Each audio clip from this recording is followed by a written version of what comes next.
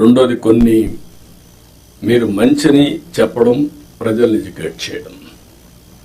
చెడు వచ్చినప్పుడు అది వాస్తవాన్ని తెలిసినప్పుడు మీరు కరెక్ట్గా సాక్ష్యాధారాలతో సహా చెప్పాల్సిన బాధ్యత జిల్లా అడ్మినిస్ట్రేషన్ ఉంది. Over a period of time గవర్నమెంట్లో ఒక ఐఎండ్పిఆర్ క్రియేట్ చేసుకున్నాం మనం. What for? ఒక అడ్మినిస్ట్రేషన్లో ఎక్కడికక్కడ చేసి తప్పులు కానీ వచ్చినప్పుడు దాన్ని కరెక్ట్ చేయడానికి ఇన్ఫర్మేషన్ బ్రాడ్కాస్టింగ్ పెట్టుకున్నాం. ఇప్పుడు కూడా జిల్లాలో వింగ్స్ ఉన్నాయి. మీరు కూడా ఇది గుర్తుపెట్టుకోవాల్సిన అవసరం ఉంది. మొన్న నేను చూశాను బట్టిప్రోల్లో పోలీసులు అక్కడ చిన్న 2 గ్రూపులకు గొడవ జరిగితే వాళ్ళు అక్కడి తోచుకుంటే దానిపైన ఇమీడియట్గా తెలుగుదేశం వాళ్ళు కొట్టారు, ఎస్ఐ చొక్కా పట్టుకున్నారు, కాలర్ పట్టుకున్నారు అనేసే పరిస్థితికి వచ్చారు. మీరు చూడండి ఎంత క్లియర్గా. అంటే ఇంకా దీనికి ఏం చెప్పాలన్న వీళ్ళకి అర్థం కాదు.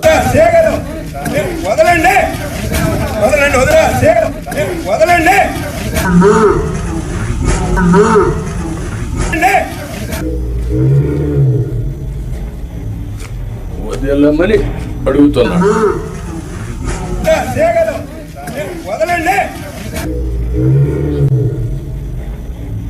ఓకే, దెన్ అది చొక్కా పట్టుకున్నట్టు చిత్రీకరించడం.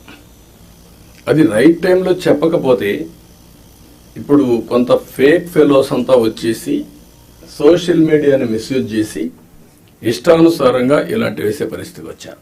మొన్న మీరు చూశారు. ఈ గవర్నమెంట్ చాలా క్లియర్గా ఉన్నాం, పొలిటికల్ విక్టిమైజేషన్ చెయ్యం.